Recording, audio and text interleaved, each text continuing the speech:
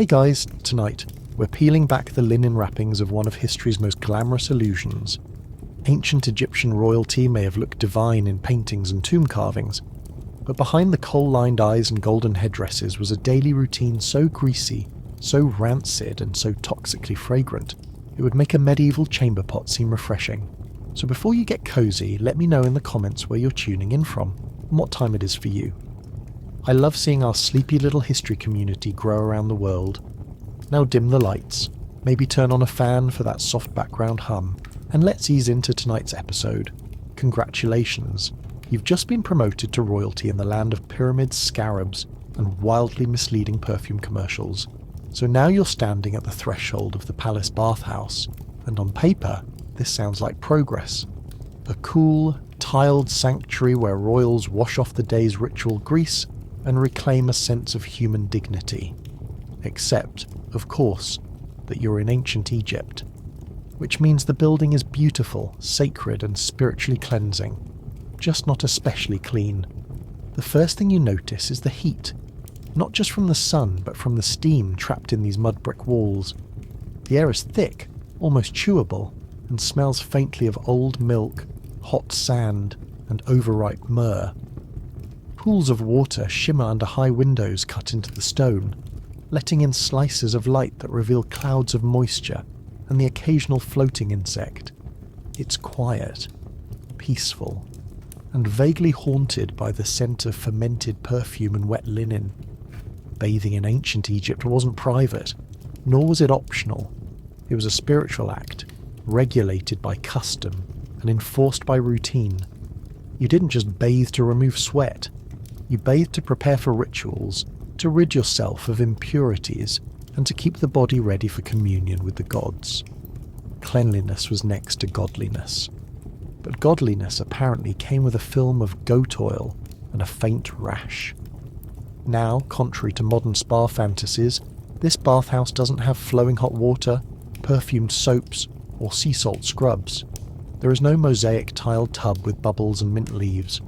What you get is a shallow basin carved into stone, a servant with a clay pitcher of lukewarm water, and a handful of natron, a naturally occurring salt mixture made of sodium carbonate and baking soda, which was great for mummification, slightly less great for sensitive skin. You crouch beside the basin as water is poured over your back in slow, steady streams. It feels heavenly until you realise there's no actual scrubbing involved. No soap, no sponge, no loofah. Just pouring, rinsing, repeating. You're expected to massage the natron into your skin using your hands, and the abrasiveness is startling. It exfoliates, yes, but also feels like being gently sandpapered into divinity. Then there's the matter of drainage, or rather, the absence of it. Most royal bathhouses lacked complex plumbing. Water pooled across the floor, soaking into the dirt or spilling into shallow trenches that led outside, which meant that the same floor where you bathe is also where dozens of others have bathed before you. It's ceremonial reuse, or ancient backwash, depending on your perspective. Royal women were expected to bathe several times a day, especially before rituals, feasts and appearances in public. That sounds luxurious, until you remember that each bath meant reapplying all the wax, oils, coal and sacred cosmetics you just spent an hour melting off. The cycle was endless. Oil, scrub, rinse, recoat. By sunset you'd layered yourself in more products than a modern-day influencer preparing for a live stream. And of course, because this is a royal space, the bathhouse doubles as a stage. You're not alone. Other women are present, some nobles, some servants, all observing, judging, occasionally gossiping. You're not only cleaning yourself, you're performing purity, which means adjusting your posture, keeping your face serene, and pretending you're not sitting in a tepid puddle that smells like floral brine and ancient regrets. Between rinses, you're handed a fresh mixture of scented clay. It's meant to draw out toxins. It also clings to body hair, dries like plaster, and takes 15 minutes to peel off. By the time you're finished, your skin is red, slightly raw, and vaguely salty. But spiritually speaking, you're now closer to the gods. Physically, You feel like a salted fish that's been patted down with incense. There were no designated changing rooms. Instead, robes were slipped off and on with the help of attendants, who were expected to remain invisible unless summoned. Modesty existed, but not in the modern sense. It was more about ritual boundaries than physical ones. Nudity wasn't shocking. What mattered was cleanliness, order, and knowing which side of the bath to stand on. Even your towel had symbolic meaning, which is unfortunate because it currently smells like damp hay and frankincense. By late afternoon, the bathhouse becomes more humid, more crowded. The tiled edges are slick with oil and moisture. The natron containers are half empty. A cat is licking one. You blink and carry on. Some bathhouses were attached to temples, making them part of the priestly cleansing process. Others were built into palace complexes, used for both function and social control. You didn't skip your bath. You didn't complain. And you certainly didn't question why your skin was starting to flake in patterns that resembled hieroglyphics. And just when you think you're finished, one final step remains: the application of sacred salves. These are thick, oily pastes made from herbs, resins and animal fats, rubbed into the skin to restore balance, rehydrate the spirit, and leave you smelling like an herb-stuffed roast left in the sun. You can barely keep your grip on the polished limestone bench. Everything is slippery, even your soul. You shuffle toward the exit wrapped in a thin linen robe dripping with the residue of 6 different substances, 2 of which might have been glue. You pass a woman preparing to enter the bath. Her expression is serene. Her wig cone is freshly melted. She nods at you in solidarity. You nod back, careful not to move too fast in case something slides off. This is the cost of royal cleanliness. It is sacred. It is exhausting. It is vaguely fungal. And as you leave the bathhouse behind, the air outside feels cooler, lighter, less saturated with ancient humidity. You can almost breathe again. Almost. But don't get too comfortable, because next you're due for an aromatic hair treatment involving dried herbs, pulverized lizard bones, and what may or may not be fermented bird droppings. You're barely dry from your bath, still slick with sacred oils and natron dust, when someone gestures you toward the royal hair chamber. You shuffle obediently, linen robes sticking in all the wrong places, skin slightly squeaky from the salt scrub you were told would restore spiritual balance. It did not. What it did restore was your ability to smell yourself. You duck into a small room perfumed with burning resin and old ambition. Inside, 2 attendants are grinding something into a ceramic bowl. The sound is rhythmic, almost meditative, but the smell is anything but. It's sharp, earthy, and unmistakably reptilian. Which makes sense, because what they're mixing into the hair paste is pulverized lizard spine. Ancient Egyptian royalty didn't just care about hair, they obsessed over it. The look of the wig, the weight of it, the sheen under sunlight, all carried political and divine meaning. A bad hair day could be interpreted as a sign from the gods. A good hair day? That was practically a religious experience. The problem is, nothing about ancient Egyptian climate makes hair easy to manage. The heat scorches it, the sand scours it, the sweat mats it into frizzy chaos, and so royal women turn to wigs. Elaborate multi-layered wigs made of human hair, plant fibres, or sometimes just straight-up animal tail. These were styled, perfumed, and set using various pastes and fats that could hold a curl longer than any modern mousse. They could also host an entire ecosystem of lice, mites, and mould, if not maintained carefully. Which brings you to the reason you're here. You're about to receive a royal scalp treatment. You kneel on a low stool as one attendant parts your hair. What's left of your natural hair, anyway? Most of it has been shaved or thinned to accommodate the weight of the ceremonial wig. What remains is gently damp, slightly sunburned, and about to be smeared with a thick greenish ointment made of castor oil, crushed juniper berries, coriander, and the aforementioned lizard bone dust. This mixture is designed to strengthen hair follicles, stimulate growth, and discourage lice. It may also cause tingling, redness, And in one recorded case from a surviving medical papyrus, scalp eruption resembling boils. But that's the price of beauty, and to be fair, the lizards did not die in vain. Their bone powder supposedly restored divine balance to the head and protected against curses, also fleas, also bad vibes.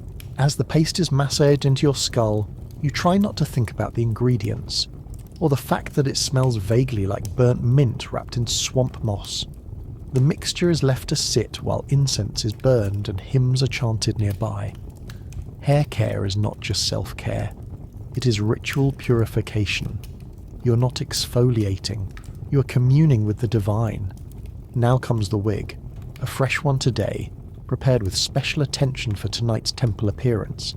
It is heavy, it is lacquered, it has been curled, oiled, and set with a blend of beeswax, frankincense, and melted animal marrow.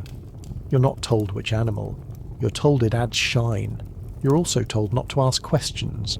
The wig is affixed to your scalp using a sticky resin that dries into something resembling tree sap and has the consistency of chewed toffee. Once it hardens, the wig will stay in place for hours, days if necessary, which sounds convenient until you realise what's happening under there.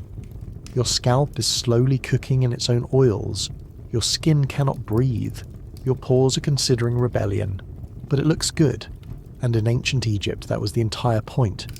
Hairstyles were not chosen randomly, each style had meaning.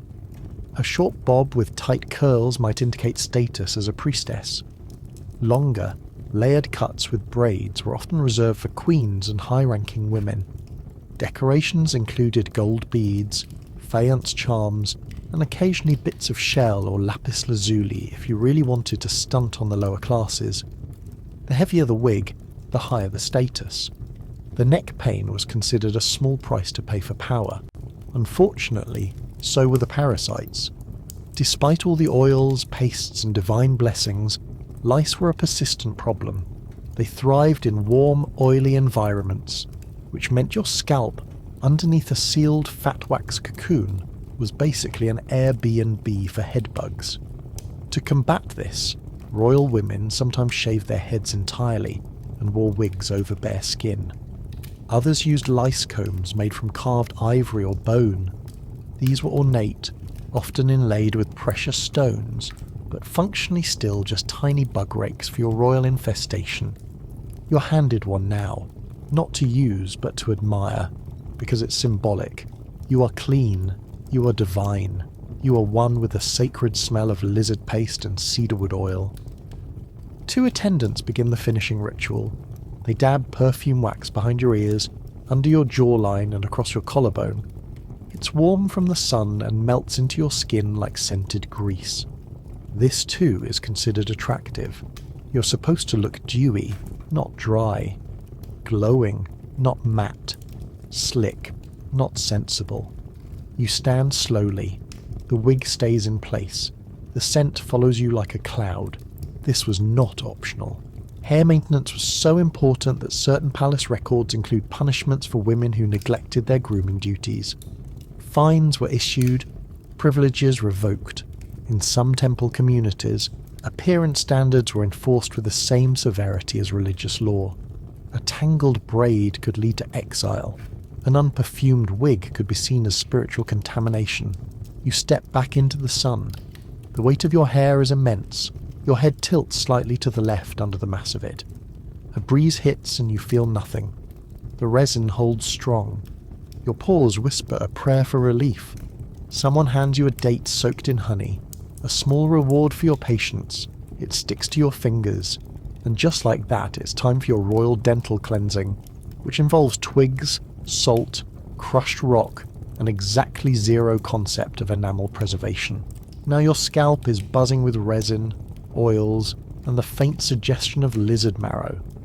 Your hair has become a ceremonial helmet, and your skin feels like it was basted in preparation for roasting. You try to lick a drop of honey off your finger, but the moment your tongue moves, something gritty crunches between your teeth. That is not candy. That is ancient Egyptian dentistry. The royal obsession with beauty did not stop at the skin. Your mouth was expected to reflect inner purity. Your smile had to match the sacred image painted on temple walls. Unfortunately, your toothpaste was made of gravel. You're handed a chewed twig. This is your toothbrush. It comes from the arak tree, also known as the toothbrush tree, and while the fibres do fray into a soft brush-like texture, the initial experience is more like trying to clean your teeth with a wooden pipe cleaner soaked in bitter herbs. The taste is sharp and a little sour. It smells faintly like mint if mint were angry and full of splinters. You chew and scrub. That's the process. No running water, no rinsing. Just chewing, scraping, spitting into a clay bowl, and repeating until you've successfully irritated every inch of your gums. Egyptian toothpaste was a triumph of determination over logic. Recipes varied, but the basic formula included ground rock salt, crushed pumice stone, dried iris flower, and sometimes powdered ox hooves or burned eggshells. In one case, a medical papyrus suggested adding pepper for extra cleansing power. The result was a coarse paste that technically removed plaque, but also eroded enamel like a sandblaster. You press a dab of the mixture to your twig and resume brushing. The grains grind across your molars like sand under a millstone. You're polishing your teeth with powdered geology. There is no foam, no minty freshness, just the sensation of slowly sanding your mouth down to the gums. Despite this dedication, dental hygiene was not successful. The diets of even elite Egyptians included large amounts of bread made with stone-ground flour. Tiny quartz particles from grinding tools often got into the food. Over time, these particles embedded themselves in the gums and teeth, causing severe abrasion. Even the most radiant queens had dental wear so extreme, it looked like they had spent decades chewing gravel. And they kind of had. To make matters worse, sugar was not the enemy. It was stone. Archaeological studies of royal mummies reveal teeth worn nearly flat. Many show exposed pulp, infected roots, and abscesses that extended into the jawbone. There is no ancient record of dental drilling. There is no evidence of pain relief. If your tooth died, you waited for it to rot and fall out. Or worse, you endured until the infection spread and left you with a jawline that throbbed like a drum. Some remedies included rinsing the mouth with wine, vinegar, or crushed herbs in oil. Others suggested spells. Magical incantations were inscribed on amulets or whispered into linen strips tied around the jaw. None of these methods stopped the slow dental apocalypse happening inside the royal skull. You spit into the bowl again. It's pink, possibly from the pepper, possibly from your gums. Royal women were expected to smile in public, to laugh at feasts, to appear joyful and serene at all times. Behind that perfect composure was often a mouthful of crumbling enamel and pulsating infections. Beauty, after all, had a price, and in this case the price was bone pain and slow inflammation. When perfume wax melted down your face in the sun, it sometimes mingled with drool. No one spoke of it. When bits of natron from your bath got lodged between your teeth, you were expected to quietly chew through the discomfort. Some women chewed on aromatic resins like frankincense or myrrh as a form of ancient breath freshener. These substances also stuck to dental plaque like medieval glue and turned your mouth into a sweet-smelling bacterial museum. You look around and see another woman receiving a gum massage, which involves rubbing her inner cheeks with a piece of linen soaked in honey, salt, and crushed herbs. It is described as purifying. It looks like exfoliating the inside of your face with salad dressing. Dental hygiene was not just medical, it was symbolic. A clean mouth meant clean speech. Purified breath was considered necessary before speaking to gods, spirits, or important people. A dirty mouth was spiritually dangerous. Some rituals even required fasting from speech entirely, until the tongue could be ritually cleaned using tools that resembled tongue scrapers carved from ivory or bronze. They were beautiful, they were sharp, and they were about as fun as flossing with a butter knife. By late afternoon your jaw aches, your teeth feel shorter, a grain of salt is stuck between your bicuspids. You try to dislodge it with the twig, but only succeed in poking the inside of your cheek. Blood. A small amount. Nothing sacred about it. You're handed a linen strip dipped in scented oil to bite down on. This is considered refreshing. You nod politely and smile, or try to. Your lips stretch, your gums sting. The smile holds, and just as the mouth-cleaning ceremony ends, you're summoned to the room of sacred depilation, where smoothness is demanded, and the tools are terrifying. You've just survived a mouthful of powdered rock, pepper paste and twig bristles. Your jaw still aches, your gums are raw, and there's a suspiciously crunchy flake of something stuck behind your last molar. But you're not done. Not even close. Someone places a bowl in your lap, and inside is a golden brown paste that smells like burnt sugar and lemon rinds. You're now preparing for the sacred art of depilation. Hair removal in ancient Egypt was not a casual grooming choice, it was expected. From the eyebrows down to the ankles, royal women were held to a divine standard of smoothness that left no follicle behind. Body hair was seen as dirty, uncivilized, even offensive to the gods, which is deeply ironic considering the only available hair removal methods included boiling sugar, primitive razors, and hot blades designed by people who clearly had no understanding of skin sensitivity. You're guided to a raised platform where warm sugar paste has been heating in the sun. This is not dessert, this is pain. The mixture is simple. Honey, water and lemon juice boiled down into a sticky, semi-solid mass that can be spread onto the skin and ripped off in quick, jerking motions. It is the ancestor of modern waxing, only grittier, and made in a clay pot over a fire built by someone who also handles embalming materials. It is applied by hand, cooled for a moment, and then yanked in the opposite direction of hair growth, while a hymn is whispered in the background. For luck, or to mask the screaming, you start with the arms. Smoothness is a sign of purity. Even a single stray hair might invite spiritual contamination. The paste is warm, almost comforting at first. Then it hardens. Then it lifts your soul out of your body. The attendants work quickly. You're not the first queen to do this. You will not be the last. You hold still while the paste is reapplied to your legs, your stomach, your back. Every inch must be smooth, including the areas that no one discusses in polite company, especially those. Between rips, you're dabbed with linen soaked in oil and frankincense, not to numb the pain, just to keep your skin from blistering. Facial hair was removed with special tweezers made of bronze or copper. These were not sanitized. They were wiped on linen and passed around like ceremonial utensils. The hairs on the upper lip, chin, and sometimes even the eyebrows were plucked out one by one. You clench your jaw as a pair of warm tweezers pinches your face. A tiny snap, a breath, another snap. You're being deconstructed follicle by follicle. If you moved or flinched, you were scolded. If you cried, you were reminded that royal composure must be maintained. Some medical papyri even listed hair as a potential cause of disease, claiming that excess body hair could block the flow of divine energy through the skin. This is the spiritual justification for what is essentially a full-body exfoliation, conducted by people who treat razor burn with crocodile grease. Speaking of razors, you're eventually handed one, a flat bronze blade with no handle. It resembles a butter knife that has seen battle. This is your tool for maintaining smoothness between waxings. You're told to shave with it daily.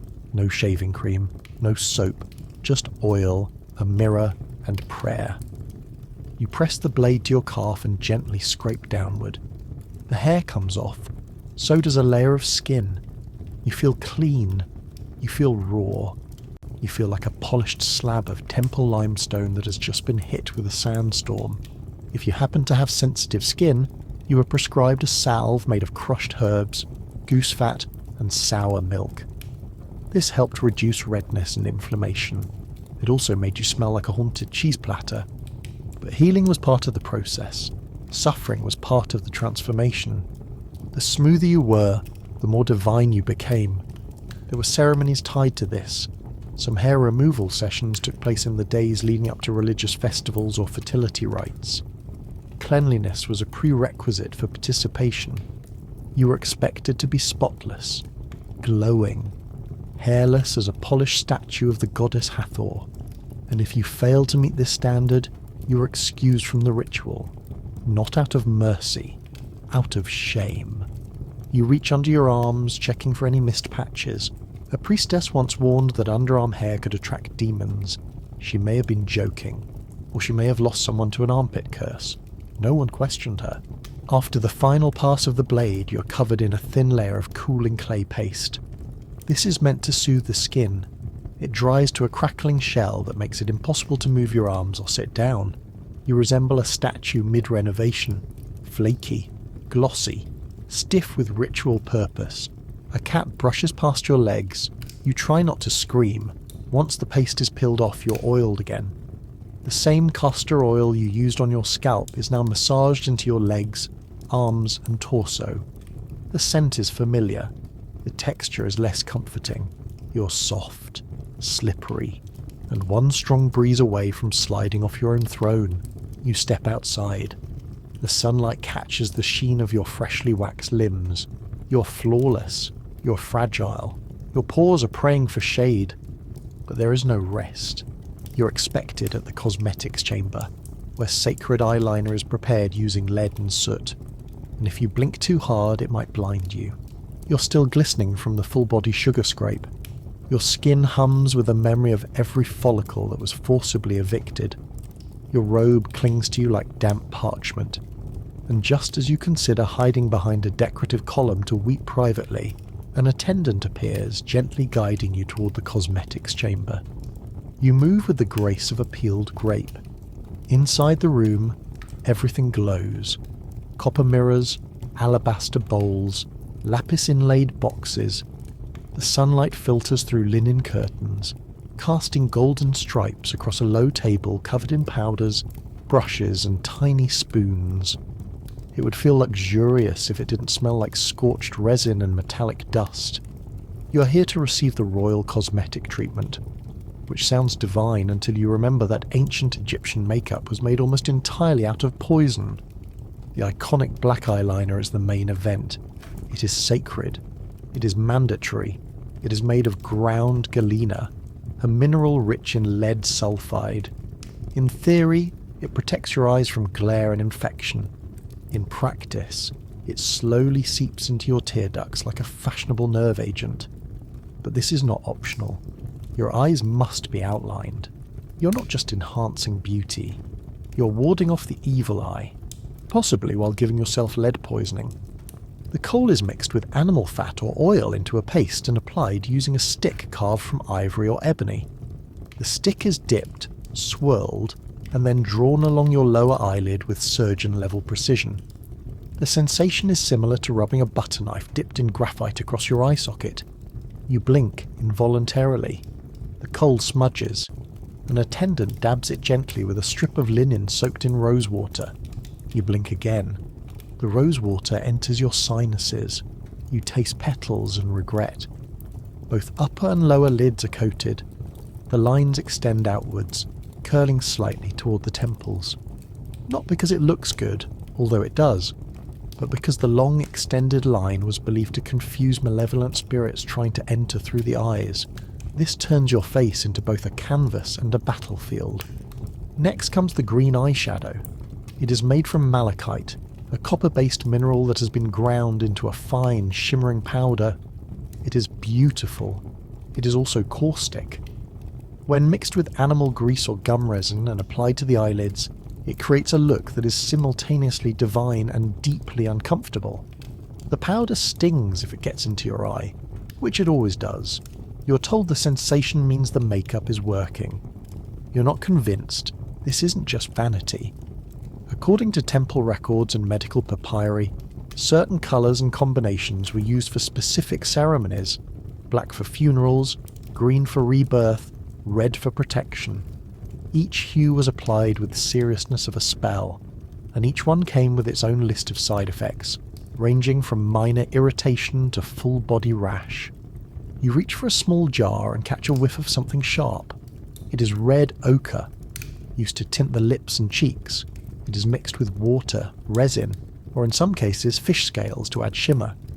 You smear a tiny amount across your mouth and feel the grit immediately. The pigment tastes like rust and seawater. It looks good from a distance. Up close, it settles into the cracks of your lips like coloured sand in a dry riverbed.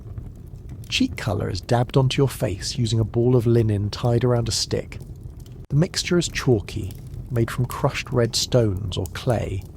When applied, it flakes slightly, leaving behind a powdery film that clings to sweat. As the day progresses, this film will collect oil, dust and particles of perfume wax until your cheeks resemble decorative pottery at a flea market. Some women use blue eye paint made from azurite. Others preferred yellow from orpiment, which contains arsenic. These were not beauty products. These were chemistry experiments being conducted on your skull. The glow was real. So was the cumulative organ damage. To finish the ritual, your eyebrows are darkened using powdered charcoal and animal fat. It is painted on with a thin brush made from split reeds. The goal is 2 perfect arches. The result is often 2 slightly lopsided caterpillars held together with goat grease and prayer. You glance into the mirror, your face is a masterpiece. Every angle has been sculpted, painted, polished. You are divine, you are luminous, you are chemically unstable. By midday the makeup will begin to melt. The kohl will migrate toward your chin. The malachite will pool in your tear ducts. The ochre will feather at the corners of your lips like cracked clay on a parched riverbank. Reapplication will be required, frequently. Attendants carry small pots of cosmetics in woven pouches for this purpose. You're expected to excuse yourself quietly and repair your face like a crumbling fresco. Over time, this routine leaves marks. Lead exposure causes fatigue and tremors. Copper compounds can irritate the eyes, dry the skin, and turn it slightly green with prolonged contact. Some royal mummies show signs of inflammation around the eyes and lesions that suggest long-term mineral use. No one said anything. Complaining was ungraceful, and also blasphemous. You lower the mirror and try to smile, your lips crack. A flake of ochre drifts downward. You do not move. You're then handed a tiny pot of perfume. It is your final touch. Inside is a lump of scented animal fat mixed with herbs and resin. It is warm. It is melting. You press it to your temple and feel the grease begin to spread. This will soak into your scalp by evening, and then it will need to be reapplied. The scent is musky, sweet, slightly decayed. Your eyes water, not from emotion, from vaporized coal fumes drifting upward into your sinuses. You stand, a portrait of royal beauty, gleaming, painted, waxed, and a few breaths away from passing out in the sun. But there's no time to rest. You're now expected at the royal scent chamber, where perfumes are aged in clay pots, blended with honey, and sometimes strained through linen soaked in animal glands. Your face is lacquered in minerals, your scalp still radiates the memory of melted wig wax, and just when you think there cannot possibly be another ritual to endure, the air shifts. A thick, syrupy aroma slides into your nostrils. It is floral, earthy, and somehow also faintly gamey. This is the perfume corridor. You're being summoned. The scent grows stronger with every step, not in a pleasant way. It doesn't so much float through the air as sit in it, like a stew, a hot, aromatic cloud thick with ancient ambition and unwashed ceramic. The moment you cross the threshold, your sinuses begin to protest. You inhale resin, wood oil, flower pulp, and what smells suspiciously like roasted onion trapped inside a linen sock. This is where perfumes are born. In ancient Egypt, scent was not a luxury. It was theology. Fragrance separated the divine from the decaying. The gods smelled sweet. The dead were embalmed in aromatics.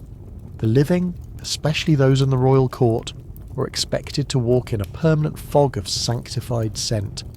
And to get there, you had to marinate yourself in things no modern nose would willingly tolerate. Perfumes were made in batches, aged like wine in clay pots, and brewed from recipes found in temple libraries and passed down through generations of priestly perfumers. The process was meticulous. A base of animal fat was first rendered and filtered. Then crushed flowers, Herbs, spices, or even rare resins were added and left to infuse over several weeks or months.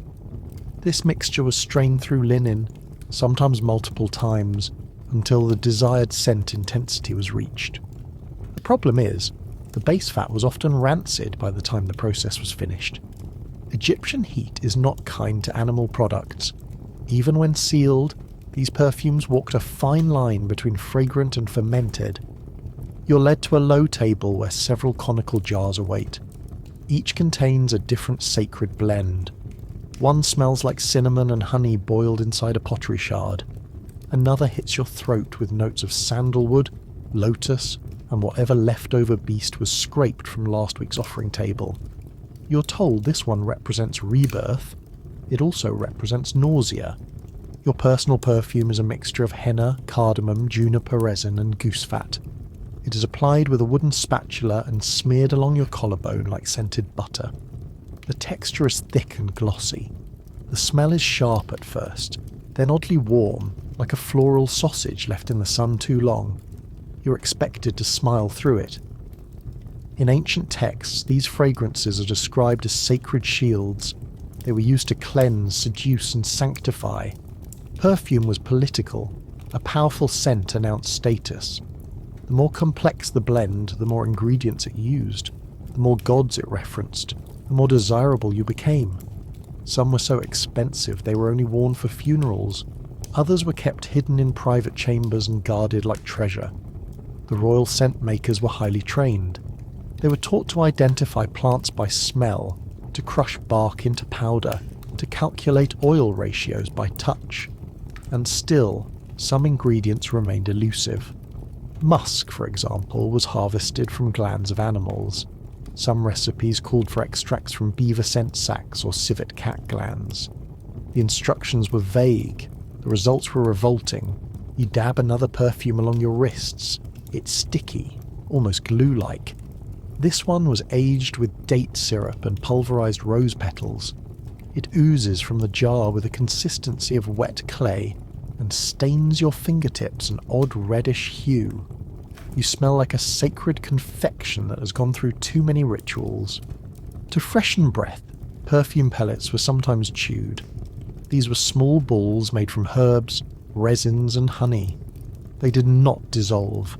They slowly released their essence while you chewed, and then they stuck to your molars like aromatic gumdrops, reactivating every time you talked. If your mouth started to foam, that meant they were working. Even clothing was perfumed. Garments were folded with scented wax cones that melted slowly into the fabric over time. You wore your scent, literally. It embedded itself into the fibres. Over days and weeks, your linen robes became saturated with layer upon layer of musk, myrrh, and whatever your personal blend had been boiled in. Washing these robes was discouraged. It ruined the layering effect. At night, small incense burners were placed under beds. The smoke curled upward, heating the air and releasing more of the fat-based perfume from your skin and hair. You inhaled yourself as you slept. It was supposed to align your soul with divine fragrance. What it actually did was marinate your nostrils in greasy vapours until you dreamed of melting. Not all scents were pleasant. Some were symbolic. The goddess Sekhmet was often associated with pungent, spicy fragrances meant to evoke power and rage. These included onions, garlic, and mustard seed oil. Some queens adopted similar scents for ceremonies involving dominance or fertility. You could smell someone's spiritual mood before they entered the room, which sounds useful until you're stuck beside someone radiating anger via garlic paste. You press a bit of perfume wax behind your ears. The skin there is already tender from earlier plucking. The wax stings. You endure it. Then come the underarms. A special cone is pressed directly into each armpit. It is made of resin, fat, and crushed bay leaves. It is supposed to melt slowly throughout the day and release subtle bursts of aroma whenever your body warms. It also glues your arms to your sides by midday and attract flies, which are considered unlucky but also unavoidable. Your feet are scrubbed with a perfume salt mix. This is more practical. Walking barefoot in temple courtyards leaves a distinct imprint of dust and sweat. The salt mixture dries the skin and leaves behind a faint sandalwood scent. You try to focus on that. It is the only part of this experience that doesn't smell like baked poultry. Finally, a thin linen cloth is wrapped around your neck. Inside is a sachet of dried herbs and flowers.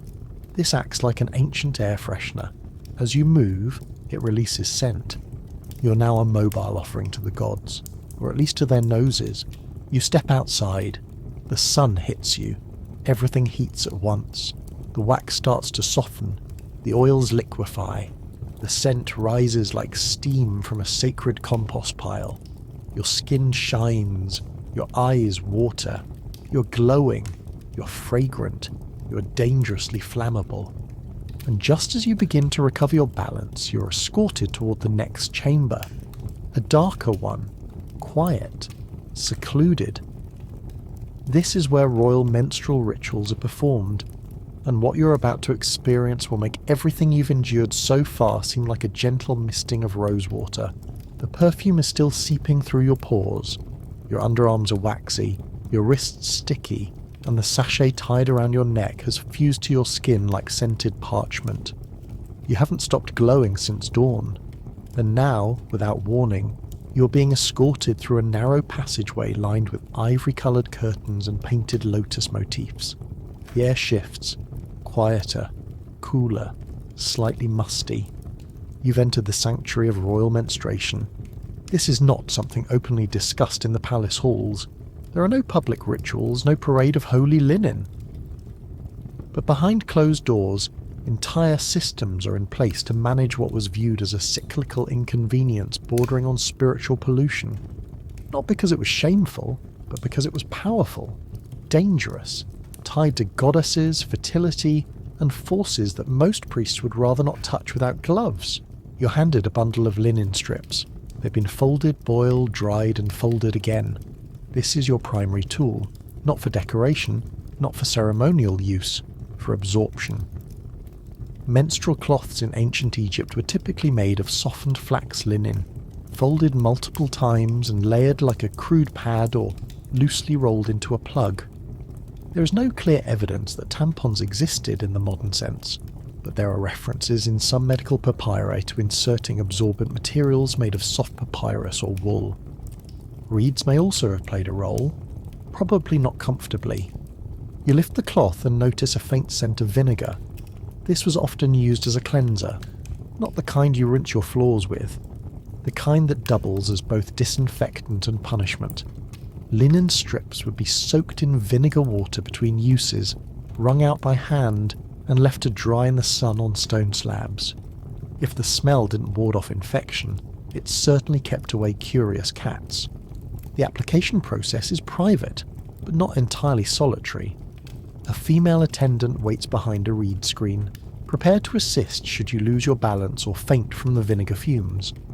You're expected to remain calm, dignified, even while navigating what is essentially a linen diaper folded into a pyramid shape and tucked against your inner thigh with the elegance of a ceremonial scroll. Once in place, you sit on a low bench carved from limestone. The surface is cool and etched with lotus petals, likely to make you feel sacred rather than exposed. A small jar of salve is offered. Inside is a mixture of honey, fig sap, and powdered barley. It is meant to soothe irritation. It also doubles as a mild antiseptic and, in some circles, an offering to the goddess Hathor. You apply it sparingly. It immediately attracts a fly. During menstruation, royal women were often excused from major temple rituals, particularly those involving the handling of sacred objects or entering certain sanctuaries. This was not considered punishment. It was protection. Blood was seen as potent, spiritually volatile. You were not unclean, you were temporarily radioactive. To manage the smell, additional scent cones were placed in the room. These burned slowly, releasing a heady mixture of cinnamon bark, myrrh, and sometimes crushed juniper berries soaked in oil. The smell was designed to overpower everything, including itself. After an hour in the chamber, your nostrils can no longer distinguish between spice and smoke. Some records indicate the use of menstrual amulets. These were small charms inscribed with protective spells or symbols tied to the waist or worn around the ankle. They were believed to prevent pain, ward off illness, or ensure fertility. You're handed one made of blue faience in the shape of a frog. This represents birth and regeneration. It also digs into your skin when you try to sit. Diet during this time was slightly altered. You were given dates and cooled barley porridge. Heavy food was discouraged. Some papyri suggest watermelon juice to ease cramping. Others prescribe prayers to Taweret, the hippo goddess of childbirth, delivered between sips of herbal infusions made from chamomile and stale beer. You swallow the mixture without breathing through your nose. It tastes like flowers left in a wine jug too long. To bathe, you're led to a separate section of the palace baths, a smaller basin, a quieter corner. You're allowed to wash, but the water is to be collected and discarded carefully. Some believed menstrual water could disrupt crops or attract bad spirits. It is poured onto ash pits or mixed with natron before being scattered into the wind.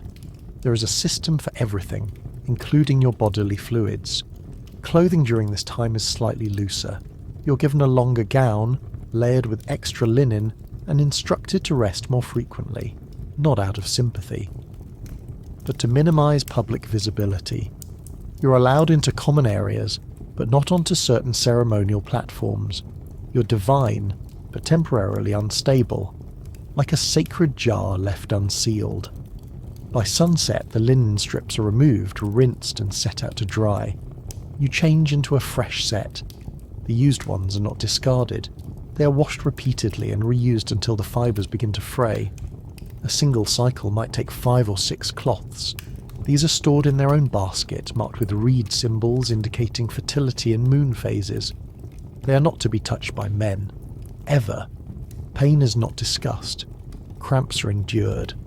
If they worsen, you are offered a warmed brick to press against your stomach, or a poultice of crushed coriander and onion paste, tied in a linen sack and laid across your abdomen like a fragrant, sweaty bean bag. You close your eyes and focus on the scent of juniper. It helps. A little. And just as you begin to feel some semblance of comfort, someone opens the curtain and reminds you of tomorrow's obligation.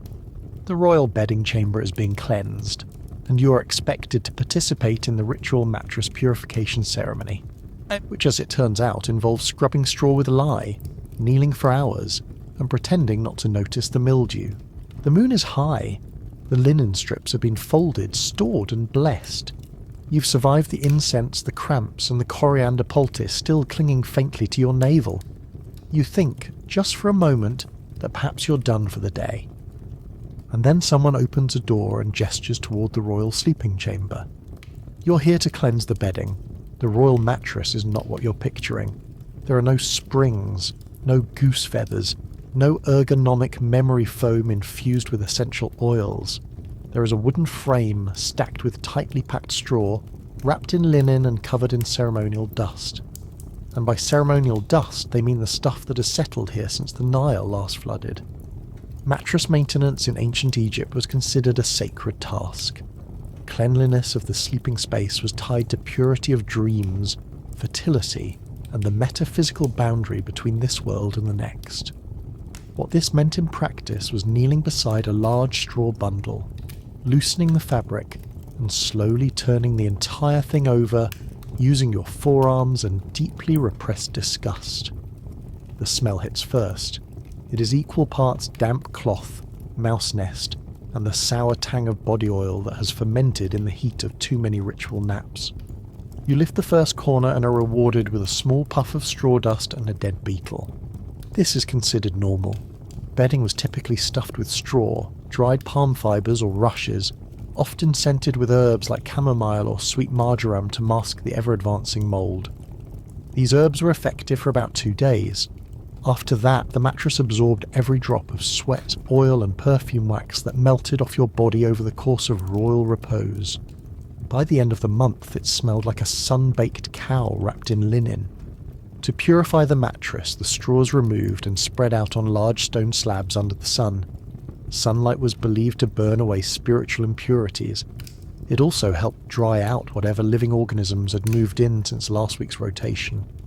The straw is then beaten with thin reeds to shake loose droppings, dust, and fragments of whatever creatures fail to escape the linen seams. Mouse infestations were common, so were spiders. Occasionally small lizards would burrow into the warmth. These were considered omens depending on their behaviour. A still lizard meant fertility. A fleeing one meant someone in the palace had angered a deity. You watch one scurry across the room and try not to make eye contact. The linen mattress casing is soaked in a lye solution made from burned wood ash and water. This is the closest thing to laundry detergent you're going to encounter. It is poured into a basin, the linen submerged, then stomped upon with bare feet. This ritual takes place in the corner of the sleeping chamber, where the floor is sloped just enough to let the soapy water trickle out into a drainage trough that smells like sadness. Once wrung dry, the fabric is re-oiled with a thin layer of castor or moringa oil, not to soften it, but to make it shimmer under the torchlight and prevent it from drying into something resembling sandstone. You're told this also discourages bugs. Based on current evidence, this is debatable. The mattress is restuffed with the dried, beaten straw, but not before a priestess sprinkles it with a powder made of natron and ground lotus petals. This is symbolic. It represents spiritual renewal. It also gets into your nose and makes you sneeze like someone cursed by a particularly dusty scarab. Pillows are treated no differently. They're small, hard, and entirely unsympathetic to the human neck. Most royal pillows were wooden headrests carved into crescent shapes, designed to support the head without disrupting elaborate wigs. These were wiped with vinegar between uses and sometimes perfumed with cardamom oil. You lie your head on one and discover the gentle feeling of being propped on an incense-scented butter churn. Blankets were another ordeal. They were rarely washed. Instead, they were brushed with stiff bristles, shaken over the balcony, and smoked. Smoking the blankets involved placing them near a low brazier filled with burning herbs, letting the scent infuse the fabric and drive out insects. The process did not kill lice. It only motivated them to relocate temporarily. You return to the bed after everything has been reassembled. It smells slightly better, a mixture of heat, lye, dried straw, and the overwhelming sharpness of temple-grade perfume. You place one foot on the mattress and sink ever so slightly. The linen crackles beneath you. Somewhere within the straw, a beetle recalculates its position. Sleeping like royalty meant gliding into unconsciousness coated in oils, wrapped in slowly hardening linen, resting on a mattress that was 40% organic, 60% dust, and always just humid enough to keep you guessing. Night sweats were common. So was waking up with what historians generously call linen rash. It was considered a small price to pay for being the earthly image of the gods. You lie still, one arm across your chest, a sachet of herbs under your pillow, a ceremonial wax cone behind your ear still slowly dissolving into the folds of your hairline. Then someone enters holding a small silver bowl. It's time to wash your feet. And not in water, in beer. There's a soft clink as the silver bowl is set down beside your bed. Your eyes open slowly. You were nearly asleep, drifting on the faint scent of vinegar and burned marjoram. But now your toes are in danger. You sit up and blink toward the source of the sound. An attendant kneels beside you with a folded cloth, a carved pumice stone, and a small pitcher of something that is definitely not water. It's golden, slightly frothy, and unmistakably fermented. This is not a party. This is foot hygiene. You place your feet into the bowl, and the liquid is poured slowly over your ankles. It's warm, a little sticky. The scent hits a second later. Barley, yeast, hints of sour fruit. You're soaking in beer. Ancient Egyptians revered beer. They drank it with meals. They offered it to the gods. They paid workers with it. And occasionally they rubbed it into their feet as part of a cleansing ritual meant to soften the skin, ward off infections, and remove what texts politely refer to as impurity from below. This impurity included sand, sweat, spiritual residue, and whatever had been stepped on since your last bath, which, in your case, was at least 3 perfumes ago. The beer used for foot bathing was not the same as the ceremonial beer served in goblets. This was a thicker, more rustic brew, often unfiltered and loaded with sediment. It was sometimes mixed with herbs like mint, coriander, or even crushed garlic if the feet in question were believed to be cursed. You're told today's blend contains barley mash, date syrup, and a dash of natron for spiritual exfoliation. The bowl is shallow, but the effect is immediate. Your skin prickles. The yeast begins to fizz slightly, reacting with the natron and whatever ancient enzymes have taken up residence between your toes. A second attendant approaches with a woven brush made from palm fibres. This is not for relaxation. This is for scraping. You brace yourself as the brushing begins. It starts gently, then escalates. The fibres rake across your heels with the determination of someone sanding a boat.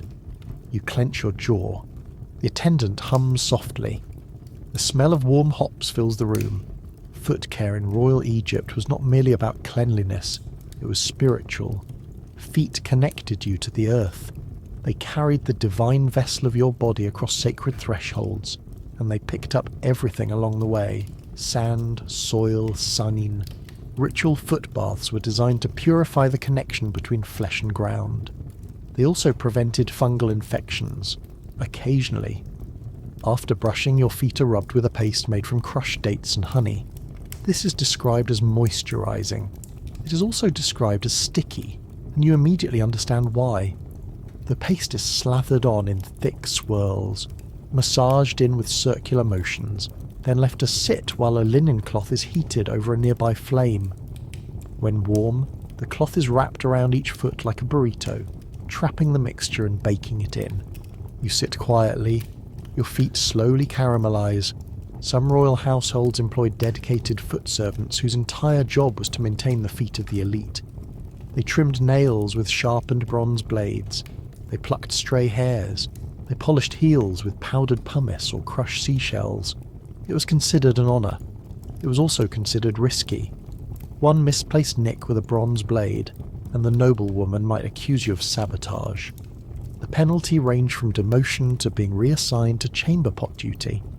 The linen wraps are removed. Your feet now glisten with a thin film of date syrup. The attendant wipes them gently, then applies a final layer of oil. Not just any oil. This one is infused with lotus and coriander. It smells like fermented salad, but the shine is impressive. Your feet squeak slightly when they touch the floor. Slippers are offered. Woven reed soles with a thin strip of fabric across the top. You slide them on. Immediately the oil and date mixture seeps through the fabric and leaves a faint trail as you walk. You're told this is a sign of freshness. In some households, sandal perfume was applied directly to the soles. A few drops of essential oil placed under the heel, meant to release scent with each step. You test this. It works. Unfortunately, the scent is so strong that every movement leaves behind an aromatic footprint that announces your location to everyone within a 5-room radius. You're now considered purified. Your feet have been blessed. Your steps are sacred. You're also slightly sticky, moderately sweaty, and radiating the complex bouquet of a brewery mixed with incense and honey rot. As you return to your sleeping chamber, someone hands you a small pot of cream. It's for your elbows. Apparently they're flaking again, and tomorrow you'll be expected at the royal nail care ceremony, where your fingers and toes will be painted, scraped, polished, and possibly stained with fermented bloodroot. Your feet have been scrubbed, soaked, wrapped, and oiled until they squeak like polished vegetables. You shuffle back to the grooming hall, leaving a trail of lotus-scented footprints behind you. And just when you think you've earned a moment of peace, an attendant gently taps your elbow and guides you toward a stone bench flanked by 2 low tables. You glance down. Welcome to Nail Day. On one table, a collection of bronze tools glint under a shaft of sunlight. Tiny blades, curved scrapers, pumice discs, and several small bowls filled with substances ranging from suspiciously bright red powder to a thick black paste that looks like fermented tar. On the other table, pieces of linen are folded neatly next to a tray of dried flowers, resin chips, and what appears to be beetle shells. There is a smell. It is equal parts vinegar, metal, and herbal rot. You're invited to sit.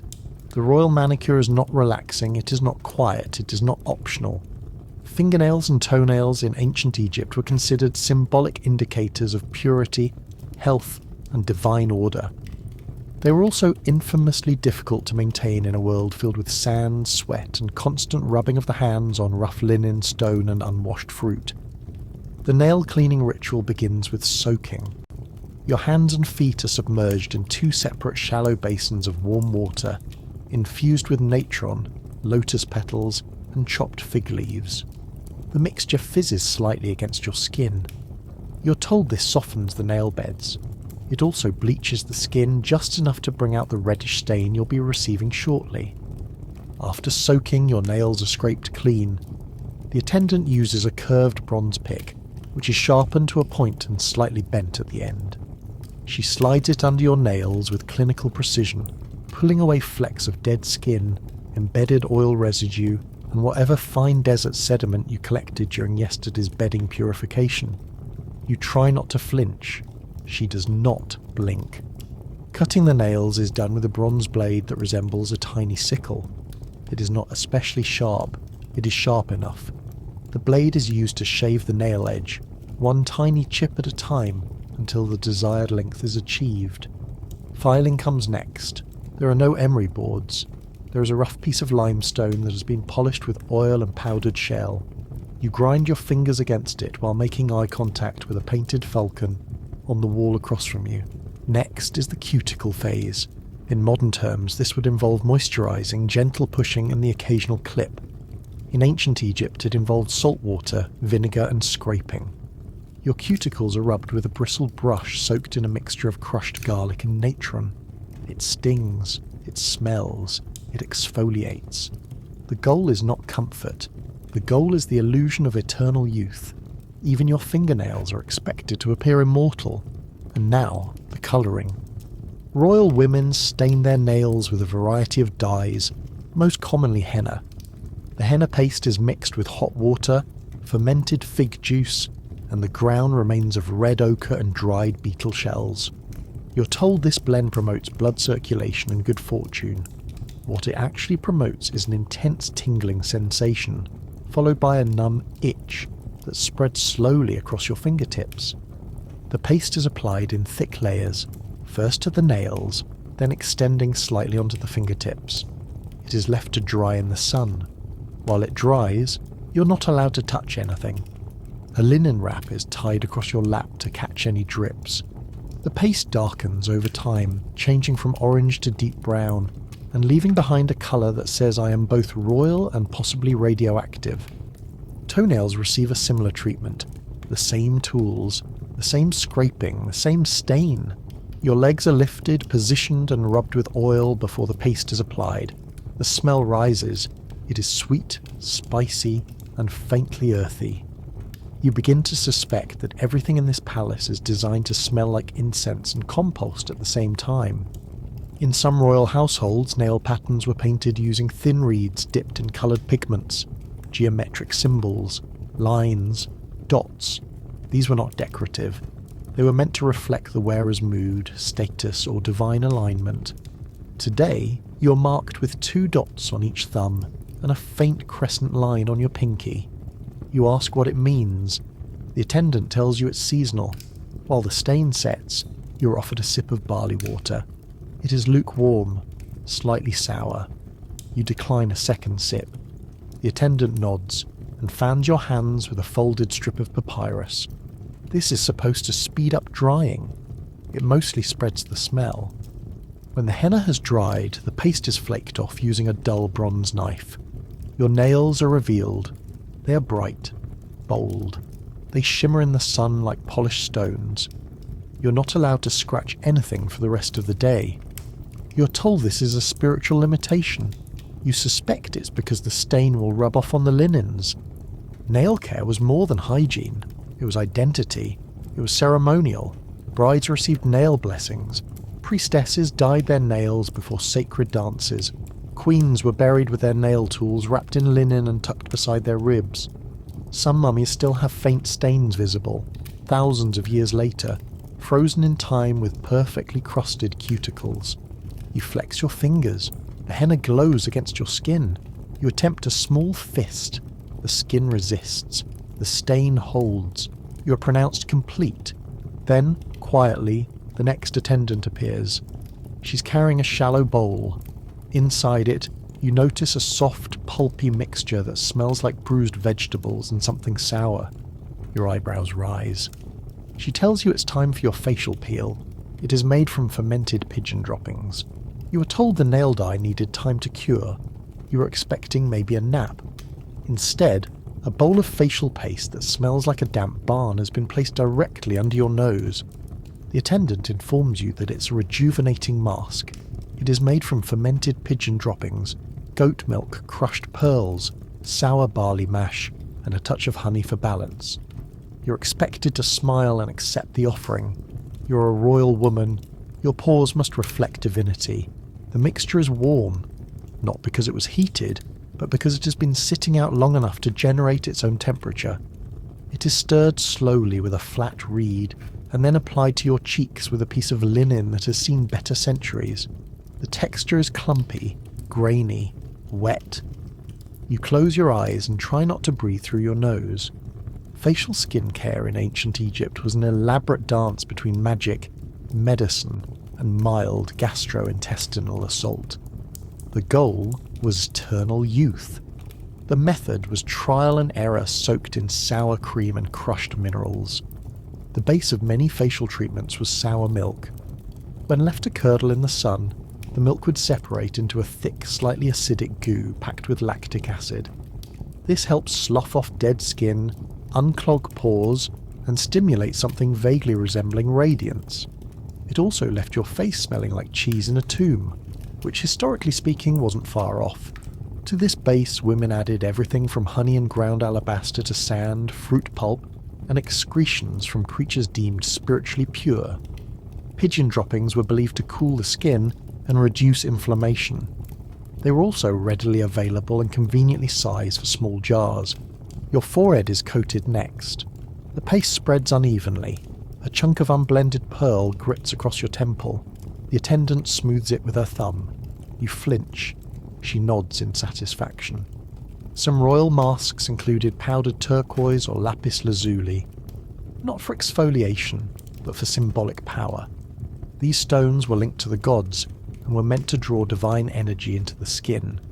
Unfortunately, they also drew in ants, especially when mixed with honey and left to dry near open windows. After the mask is fully applied, your face begins to tighten.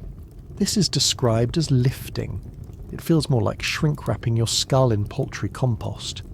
You are told not to speak while it sets, not because it will crack, but because your breath might activate the barley.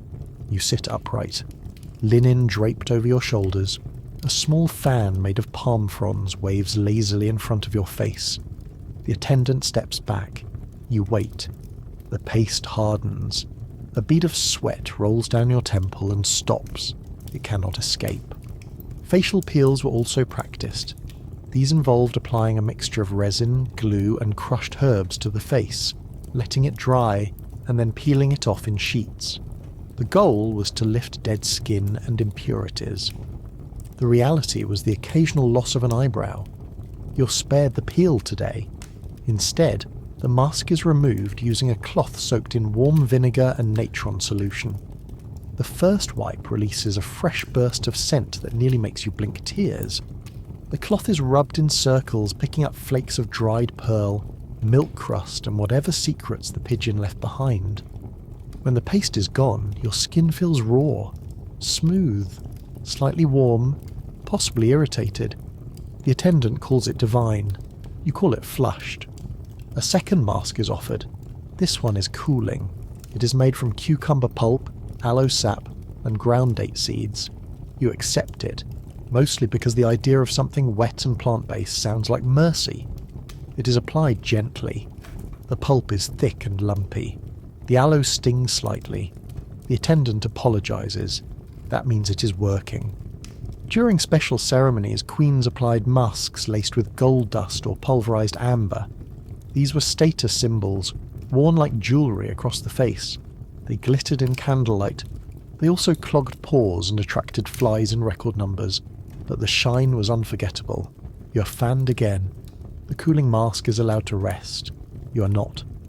You're told the next step is facial massage. It involves warm castor oil and a piece of carved wood designed to stimulate circulation.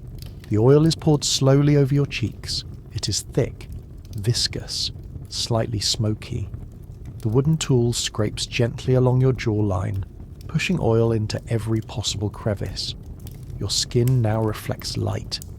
You could be mistaken for a ceremonial bowl. To finish the ritual, a dusting of finely crushed rose petals is applied across your cheeks and forehead. Not for scent, but to reduce shine. It sticks immediately to the oil, forming a patchy floral layer that looks vaguely like dried potpourri on a cake. You are declared radiant. You look like you have been rolled in bird jam and dragged through a garden. And now you are expected to prepare for a public appearance. But not before you receive a final treatment, one that ensures your body remains hairless and perfumed in the most sacred region of all, the royal undercarriage. You're being escorted to the waxing room, and the wax has been simmering all afternoon. You're still blinking through the leftover sting of rose petal powder and goat milk paste, when a servant politely clears her throat and gestures toward a curtained doorway at the back of the chamber. Behind it, steam curls out in lazy spirals. The scent is sweet. Too sweet. There is warmth. There is buzzing. The curtain parts. You step inside. The room is tiled in polished limestone, low lit with oil lamps that cast flickering shadows along the walls. In the centre sits a low table. On it, a bronze pot filled with a thick golden substance is kept warm over a tiny charcoal burner. Next to it is a bowl of cloth strips, a curved bronze scraper, and a small basket of dried bees. Welcome to the royal depilation chamber. The removal of pubic hair in ancient Egypt was not just cosmetic, it was considered essential. Cleanliness was linked to spiritual elevation, and smoothness below the waist was seen as a sign of civility, fertility, and divine order. Hair in this region was referred to in texts with phrases like impurity of the underworld or veil of dust, which gives you a rough idea of how unwelcome it was in sacred circles. You disrobe and sit on a stool carved with lotus petals. It is ceremonial. It is also cold. An attendant with impossibly calm eyes begins stirring the pot of sugaring wax. The mixture contains boiled sugar, lemon juice, and a little water. It's thick. It bubbles. It clings to the spoon like it has opinions. Sugaring was the method of choice for elite hair removal. Unlike modern waxes, sugaring adhered to the hair, not the skin, in theory. In practice, it adhered to both, and came off with the enthusiasm of a possessed jar of honey. It was applied with a wooden paddle, spread against the grain of hair growth, then yanked off using a linen strip. The result was smoothness, and sometimes bruises. The first application goes on warm, almost pleasant. The second one, a little hotter. You tense. The attendant presses the linen firmly, says something that sounds like a blessing, and rips. You leave your body for a moment. In addition to sugaring, some treatments involved shaving with a bronze blade. This required soap made from natron and animal fat, which stung when it entered the microtears left behind by the sugaring. Some women alternated between the two methods. Others layered them in what can only be described as the ancient equivalent of a waxing followed by a razor touch-up and a scream. There were also depilatory creams. These were made from a blend of quicklime and arsenic trioxide, mixed into a paste and smeared onto the skin to chemically burn the hair off. The phrase used in one medical papyrus translates loosely to "hair shall flee," so will your dignity, and possibly your top layer of skin. You're spared the lime treatment today. Your reward is a cleansing rinse of cold rose water, followed by a salve of chamomile oil and powdered limestone. This soothes the inflammation. It also makes your thighs smell like a funeral bouquet dipped in chalk. Once the area is declared smooth, the finishing touches begin. A small amulet is placed just above your pelvis. It is made of blue faience. shaped like a lotus and tied with a string of linen soaked in sandalwood oil. This is symbolic. It represents fertility. It also itches. Some queens reportedly had this region perfumed with crushed amber and myrrh. The paste was applied lightly and left to dry, forming a scented shield. The concept was spiritual camouflage. You would confuse impure spirits with overwhelming aroma. You would also confuse yourself. The smell was dizzying. One servant once fainted mid-application. She was never invited back. Occasionally the area was tattooed, not visibly but subtly. Tiny ink dots or sacred symbols were pricked into the skin using a sharp bronze needle, and pigment made from soot and milk. The pain was said to connect the body to the divine. You suspect the divine has never sat on a lotus-shaped stool with their knees in the air. With the ritual complete, you are powdered with crushed iris root and a thin layer of talc-like ash to absorb any remaining sweat. Your legs are wrapped in fresh linen to prevent chafing. You're told to walk slowly. The fabric rustles with every step, reminding you of what has just occurred. You feel clean. You feel flayed. You feel like a polished artifact pretending to be a person. This was not a one-time event. Pubic hair removal occurred weekly, sometimes daily. Every appearance in court or temple required full grooming. Any visible stubble was considered scandalous.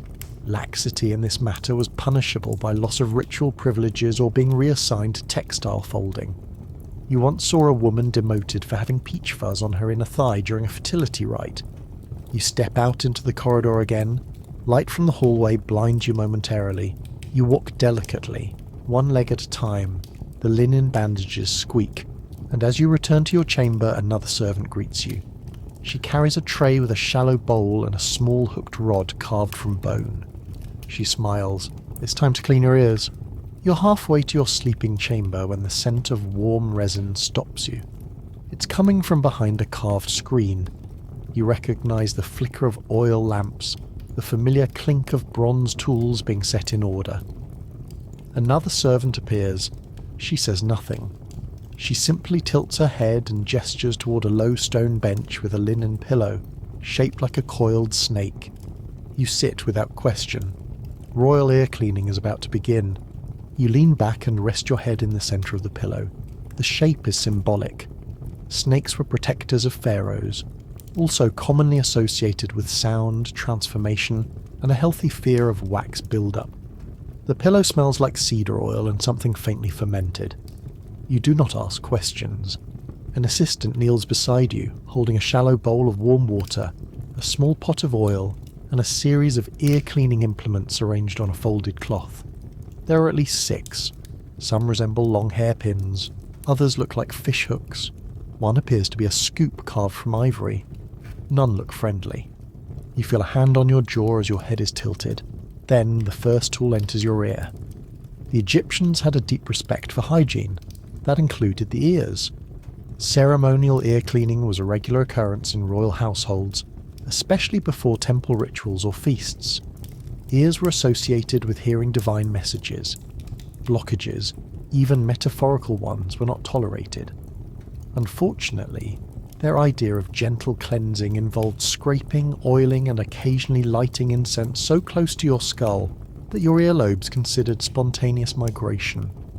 The cleaning begins with a few drops of warmed castor oil dripped into your ear. It feels thick. It pools unnervingly deep. The oil is followed by a gentle massage just behind your jaw, meant to loosen impurities. It also makes your vision blur slightly. Then comes the scoop. It enters slowly. You feel the scratch of bronze along the canal. You do not breathe. Most earwax was removed with tools known as ear spoons. These were thin, curved pieces of metal or ivory used to scrape out wax and other accumulations. In some cases, a sharpened quill or reed was employed. In others, tiny linen wicks were inserted and pulled out like ancient cotton swabs soaked in symbolism. After each pass, the tool is wiped on a scrap of cloth. You glance at it. There are things there. You immediately look away. To prevent infection, the canals are rinsed with a solution of vinegar, natron, and rosewater. The vinegar stings. The natron fizzes slightly. You now know what it feels like to pickle your inner ear. It is both sacred and traumatic. Once clean, the ear is dried using thin linen strips rolled into tight cones. These are inserted and gently rotated. The sensation is odd. Tingly. You hear the rustle of the cloth inside your own head. You're now both audience and instrument. With both ears scraped and dried, you're handed a small pot of perfumed oil. This is not for cleansing. It is for scent. A few drops are applied behind each lobe and rubbed in with the thumb. The oil contains frankincense, coriander, and a trace of something floral. You're told it draws in good dreams. It also draws in flies. To seal the ritual, an incense cone is lit on a nearby plate. The smoke is wafted around your head in 3 slow circles, symbolizing the connection between ear, mind, and divine awareness. You cough softly. You are blessed. Some historical texts suggest that small insects or parasites were occasionally found in the ears of people who slept near open courtyards. The response was to fill the ear with warmed oil and plug it with wax-soaked linen until the invader suffocated. You try not to think about this. You tell yourself your ear is just crackling from the heat. You sit up. Your balance is slightly off. Your ears feel cavernous. Every sound is sharper. Your own breath sounds like a windstorm. Your ear canals have been scrubbed to a shine. The servant holds up a polished mirror. You're expected to smile. You do. One side of your face twitches, and now, with your ears cleansed and scented, your final task for the evening awaits. You must anoint your belly. Because even your stomach has a ritual, and it begins with rubbing it in circles with oil that smells like medicinal fruit leather while someone chants a fertility hymn. You're not sure what day it is anymore. You've been plucked, scrubbed, waxed, and perfumed with substances you've stopped identifying by name. Your body glows. Your skin feels like polished limestone wrapped in linen. Your ears have been hollowed out like ceremonial wine jugs. And now someone approaches holding a shallow bowl and something that looks suspiciously like a decorative utensil. It has a carved handle, a flat scoop, and a faint scent of overripe dates. She gestures for you to lie down. Welcome to the ritual of abdominal anointing. In the ancient Egyptian belief system, the stomach was not just a digestive organ. It was a sacred basin, a symbolic centre of life force, fertility, and transformation. In medical papyri, it was described as a site of both power and danger. A well-oiled belly was thought to aid digestion, repel disease, and protect a woman's womb from unseen spiritual interference. So naturally they greased it daily. The attendant kneels beside you and uncovers the bowl. Inside is a thick, amber-coloured paste made from figs, castor oil, barley resin, and small amounts of crushed tamarisk bark. It's sticky, viscous, a little sparkly. It glistens under the lamplight like something poured from a broken shrine. The first scoop is warmed over a clay lamp before being applied. She uses the spoon to drizzle it in a slow spiral across your navel, then sets the spoon aside and begins rubbing it in with her palm. Clockwise only. Always clockwise. That's the direction the sun moves, and according to temple texts, the intestines should be honoured in the same manner. The massage is deliberate, repetitive, bordering on hypnotic. You feel your abdominal muscles tense, then loosen, then quietly consider detaching from your body and rolling across the floor like a sacred onion. Some recipes for belly anointment included honey, mint, or even powdered copper. Others were medicinal, infused with ground herbs like fennel or cumin, believed to soothe cramps and promote regularity. Whether or not they actually worked is unclear. What is clear is that the combination of fig paste and barley resin currently turning your stomach into a sticky sundial was not created with comfort in mind. You're informed that this particular blend is a fertility mixture. It is traditionally applied during certain moon phases, feast days, and after major grooming rituals. You're not entirely sure if that's what today is, but your belly is being honoured anyway. A second attendant enters with a small clay pot and a brush made of chewed papyrus. She dips the brush and begins to paint a symbol over your navel. It is a stylized lotus flower, outlined in thick strokes of red ochre and outlined again in fine dusted gold powder. This is meant to ward off bad dreams and digestive blockages. You've had both. Once the painting is finished, a linen square is pressed gently over your stomach to seal in the design. The linen has been soaked in rosewater and gently dried. It clings instantly. Your belly now feels like it is wearing its own moist cape. You're expected to leave it there overnight. There were even prayers written specifically for belly rituals. Some were chanted during labour, others whispered during grooming. One surviving fragment translates to something like, "May the womb remain quiet, the breath be smooth, and the fig sweeten the path." No one explains what the path is. You choose not to ask.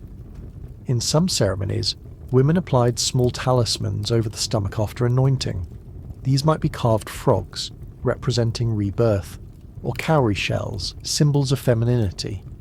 Occasionally, a thin gold sheet inscribed with protective spells was placed over the belly and fastened with twine. The spells were meant to ensure the safe passage of food and emotions. Your body, after all, was a temple. A sticky, perfumed, faintly trembling temple. The massage continues. She works around your sides, down toward the hips, then up again in wide circles. You're told this helps the internal winds. It also helps you consider abandoning your royal status and living as a basket weaver in the desert. Your stomach gurgles. The sound is noted, then blessed. When the ritual ends, the linen is wrapped more tightly around your waist and knotted at the side. You're instructed to lie still for a few moments.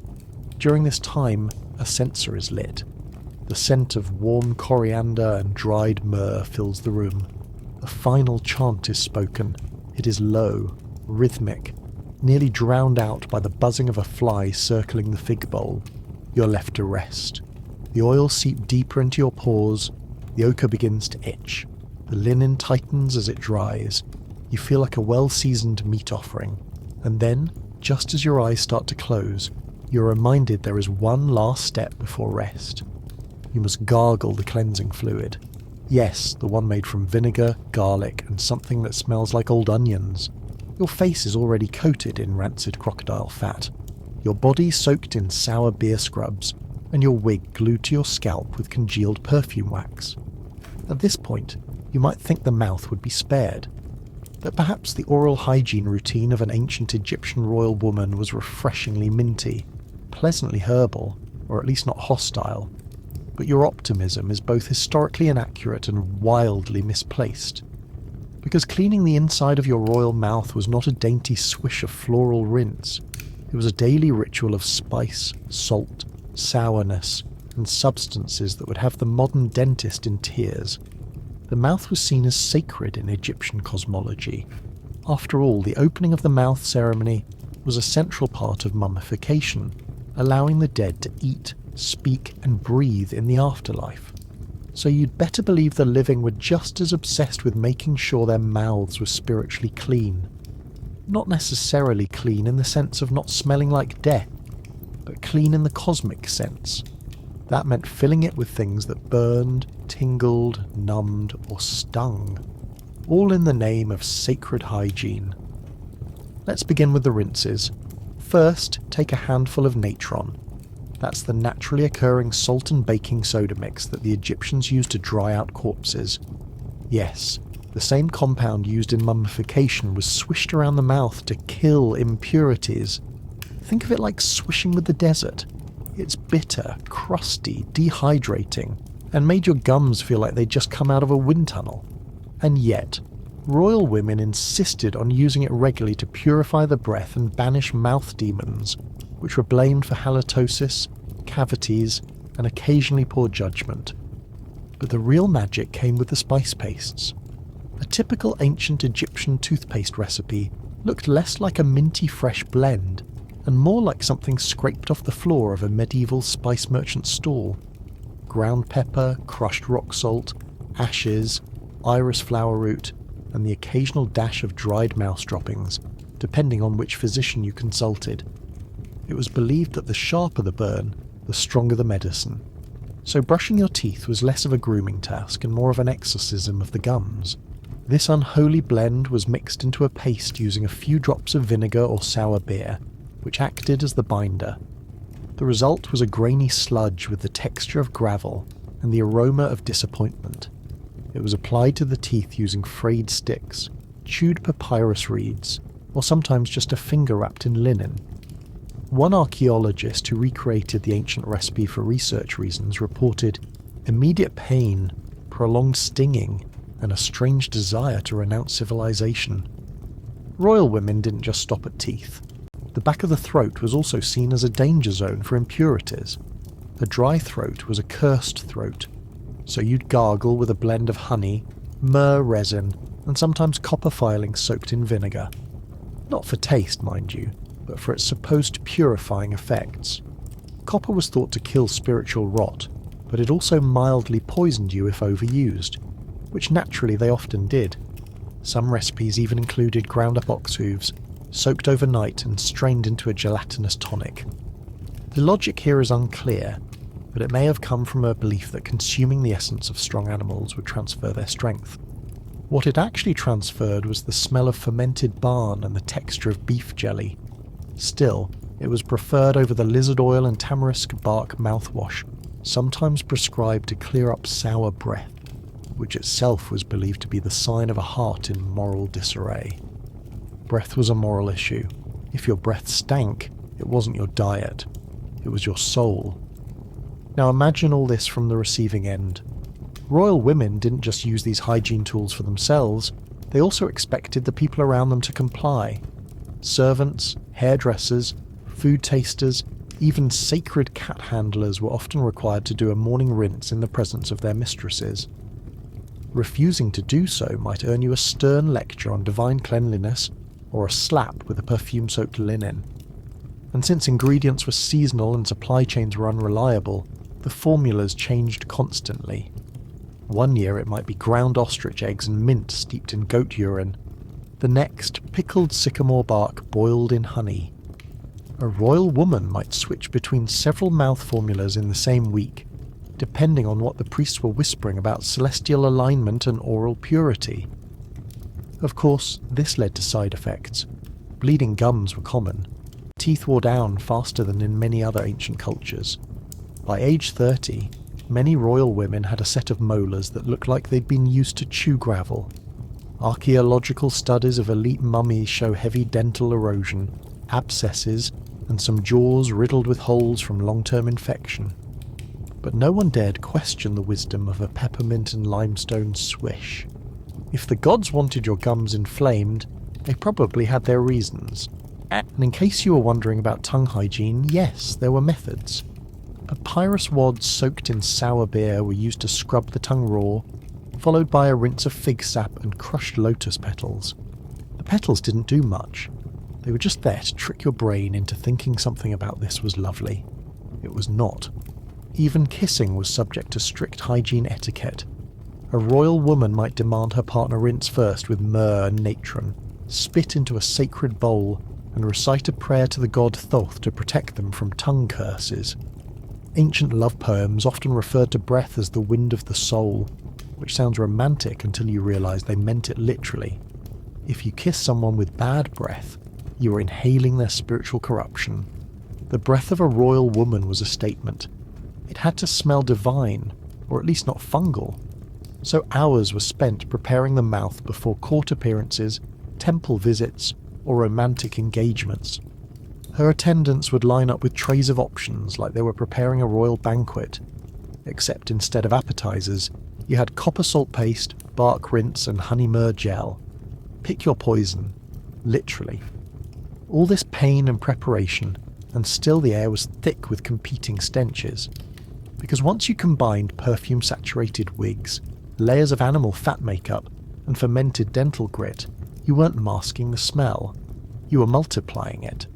The palace air likely carried a scent profile that can only be described as aromatic confusion. It clung to you, it followed you, it announced you. And just when you thought your mouth was finally safe, Priests would anoint it during ceremonies with sacred ointments made from bull gallbladders and incense ash, not for flavour, for spiritual alignment, because a clean mouth was a sacred mouth, and sacred in ancient Egypt often meant absolutely unbearable. Now that your lips are numb, your gums bleeding, and your breath smells like holy vinegar and moral superiority, we can continue our journey, but don't exhale just yet. There's still the matter of what royal women used to clean their ears, and I assure you, the answer will not be cotton swabs.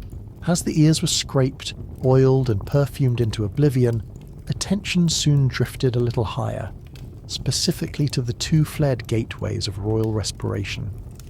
Because when it came to noses, ancient Egyptian elites didn't just clean them, they staged full-blown exorcisms. Nasal hygiene among royalty was not merely a question of wiping away crust. No, it was a ritual of dramatic proportions.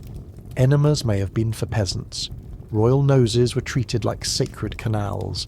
Hollow reeds, linen cloths, and sharp-pointed bronze scoops were used to probe the inner sanctum of each nostril, often while incense wafted overhead to purify the surrounding air. It was a delicate performance, one that often involved a servant inserting perfumed cotton swabs soaked in lotus oil up the nose of the queen, allowing it to marinate for several moments before being withdrawn and replaced, again and again and again. Some documents even suggest the use of saltwater flushes, where liquid was poured into one nostril and expected to flow out the other. This was considered refreshing, rejuvenating, spiritually clarifying. In practice, it was more like nearly drowning in floral brine. The resulting mucus purge was seen as a sign that one's humours were being cleansed. The truth was probably closer to sneezing repeatedly until blood vessels burst. And once the nostrils were polished like temple statues, the throat received its own share of aromatic torture. Gargling was common among the elite, but not with water. Royal gargles included infusions of honey, myrrh, and crushed mint leaves mixed with wine or vinegar. The effect was meant to sweeten the breath and soften the voice, but in reality, it left many noble women hoarse, coughing, and probably more than a little tipsy before breakfast. There were even texts instructing royal women to cough deliberately after rinsing, as a way of casting out the inner rot from the throat. In other words, spit everything into the sacred basin and pretend it's therapeutic. And yes, the basin in question was usually gold or alabaster, carved with loving detail and used for nothing else. Imagine owning a luxury spittoon just for your myrrh-scented morning hack. Between the nose swabs, the sinus douches, the honeyed gurgles, and the ceremonial throat clearing, it's easy to forget that this was all done in pursuit of beauty. Not just cleanliness, beauty. A queen's breath was supposed to smell of lotus blossoms and pomegranate wine, not stale onions and insomnia. And so, her mornings began with ritual self-drowning followed by floral mouthwash that doubled as perfume and alcohol. Of course, all of this was based on medical theories that range from hilariously misguided to dangerously inventive. Ancient Egyptian physicians believed that the brain secreted waste through the nose and mouth, so if you didn't flush it out regularly, your soul could rot. Not your teeth, your soul. And for women of the court, that was more terrifying than any physical decay. So they endured it. The nose gutting, the vinegar gurgling, the prayers to gods of smell and sound. Because nothing said royal grace like a woman sneezing out her sins into a golden dish before lunch. And while the throat was being gargled and the sinuses freshly baptized in minty brine, there remained one final, more sacred region of royal hygiene to be tended to. One that no Egyptian queen could afford to neglect. Not just for beauty, not even for fertility, but for cosmic balance itself. Because in ancient Egypt, the womb wasn't merely a place where babies grew. It was considered a divine portal, a kind of biological temple that linked mortal women to Hathor, Isis, and a variety of extremely nosy deities who took reproductive maintenance very personally. And like all sacred portals, it had to be regularly cleansed. Which brings us to a particular genre of purification that will live rent-free in your imagination for far too long. Vaginal fumigation. Yes, this was a real thing. It involved precisely what it sounds like. You would sit, regally, perhaps nervously, over a carefully prepared vessel of burning herbs. Not incense placed in the room, not aromatic oils waved politely around the ankles. Number. The smoke had a destination, and it was direct. Hot plumes of myrrh, frankincense, juniper berries, crushed dates, and occasionally garlic were channeled straight upward, encouraged by the shape of a perforated clay seat, which was custom designed for maximum exposure and minimum dignity. This was not a private affair. Elite women often performed these fumigations as part of a larger cleansing ceremony, usually assisted by a servant or priestess who understood just how much heat was too much. Because there is a fine line between sacred purification and second-degree burns, and when the gods were involved, the bar was not always clearly marked. Medical papyri from the period are littered with prescriptions that make modern gynecology students lose sleep. Infusions of milk, honey, and crocodile dung were recommended to soften the womb, or cool the blood. Onion juice was suggested to stimulate fertility, provided it was inserted through a linen tampon and left overnight. There are records of women inserting dried herbs soaked in wine, and then being advised to squat over hot bricks until they felt a gentle steam. Gentle being a subjective term in a world without thermometers or shame.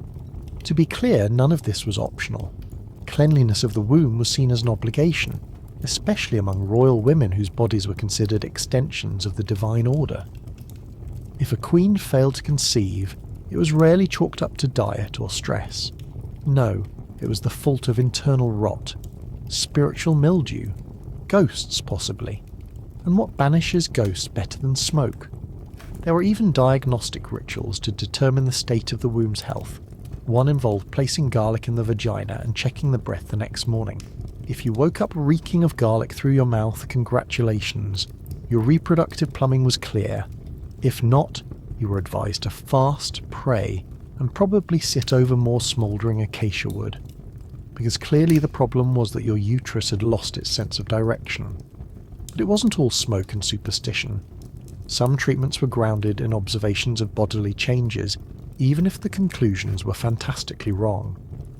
One physician claimed that the womb could wander around the body like a rebellious pet, and must be coaxed back into place with warm scents. This led to the development of scent-luring techniques, where good-smelling herbs were held near the genitals and foul ones near the nose to entice the womb back to its proper location. It is unclear how many wombs obeyed these olfactory breadcrumbs, but the logic was airtight by ancient standards. Naturally, this elaborate fumigation ritual wasn't limited to fertility. It was also believed to purify the soul, especially after menstruation or childbirth. The idea was that the body expelled spiritual residue along with bodily fluids, and only through targeted smoke therapy could a woman return to her divine role. There were even ritual texts to be recited during the process, though what exactly one chants while hovering over a steaming crock-pot of garlic and dried fish scales is left mercifully vague in the historical record. What's less vague is the sheer number of women subjected to this. From queens to noble daughters to high priestesses, the practice of vaginal fumigation was embedded into the hygiene calendar. It was not rare, it was not controversial, it was as standard as washing your hands. Except, instead of soap and water, it was dried wormwood and a prayer to Hathor. Of course, the social expectations were intense. A royal woman was expected to smell like heaven, look like a statue, and bleed like a goddess. If she failed at any of those, it wasn't just a personal embarrassment, it was a cosmic disturbance. And so she burned herbs where the sun did not shine and hoped that the gods were in a forgiving mood. Servants were trained in heat management, smoke direction, and post-fumigation moisturizing. Yes, moisturizing. Because dried-out vaginal walls were considered both unattractive and spiritually problematic. This is where concoctions of olive oil, milk, and mashed fruit came in, applied delicately by hand or on a linen swab. And once all was soothed and sacred again, the queen would rise, perfume her ankles, and proceed to breakfast as if nothing unusual had just occurred. The best part, most of these rituals took place during the hottest hours of the day. in an era where temperatures inside mud brick palaces regularly hit triple digits, which means that royal women were performing smoke-based pelvic saunas in heatstroke conditions while wrapped in elaborate linen, often in the company of others, while being watched for signs of divine favour. If one passed out, it was not a health emergency. It was a sign that the cleansing had worked. So the next time you light a candle and call it self-care, know that somewhere deep in the annals of time, an Egyptian queen was squatting over a boiling pot of spiced smoke, begging her uterus to behave, and not a single soul questioned it. And once the last curl of sacred smoke had risen past the linen robes and vanished into the sun-drenched rafters, there came a more earthly concern, a problem that refused to stay burned or buried, something far more visible, something tactile, something you could feel every time your robe shifted or the wind betrayed you. Hair, not the hair on your head. That was a wig's business. The real concern was the rest of it. Every strand from the neck down was considered an affront to Egyptian royal ideals.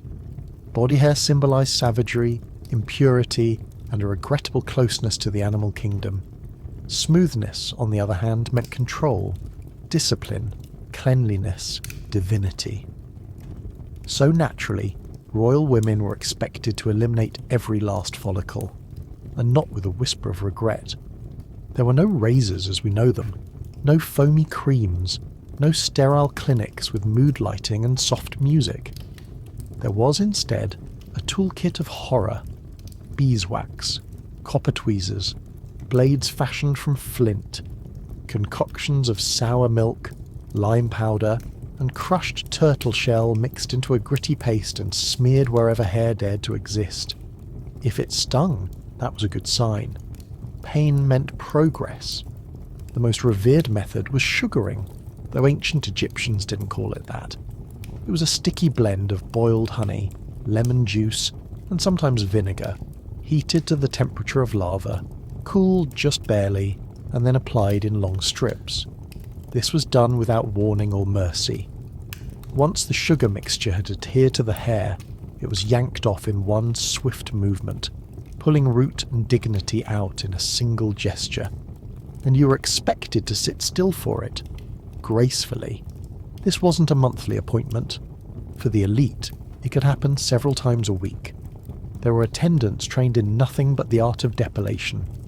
Their job was to maintain your skin like a sculpture, inspecting limbs and folds for the slightest stubble, armed with the precision of a surgeon and the sadism of a cat. Hair on the arms was discouraged. Hair under the arms was disgraceful. Hair on the legs was a full-blown crisis. And pubic hair, that was not to be tolerated under any circumstances. Royal women were expected to be completely bare, the skin polished and perfumed, as if the gods themselves might glance downward and recoil at a missed patch. Eyebrows were an exception, but even those were highly regulated. They had to be shaped like slender crescents, often enhanced with powdered charcoal or ground lapis lazuli. But if they extended too far or grew too thick, they were plucked into compliance using copper pincers. There were even written guides on eyebrow proportion, linking them to cosmic harmony and divine symmetry.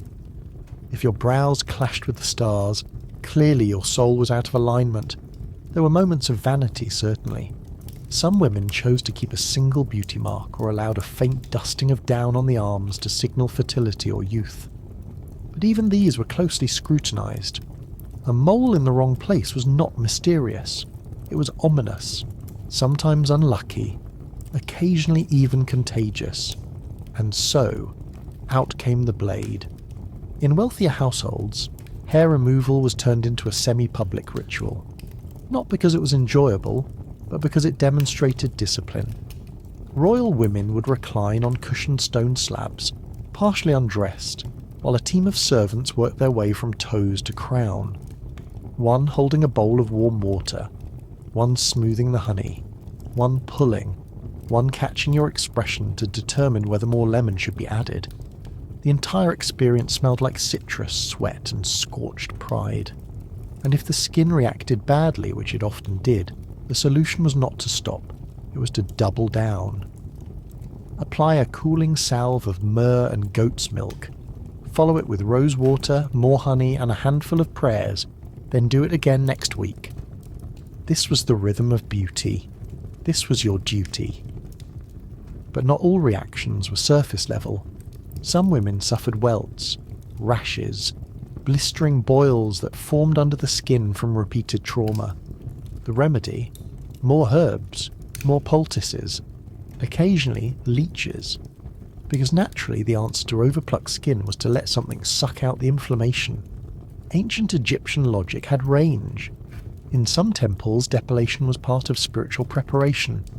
A royal woman might be summoned to perform sacred rites, and would first be required to bathe, anoint herself in oils, and then remove every hair from her body in silence.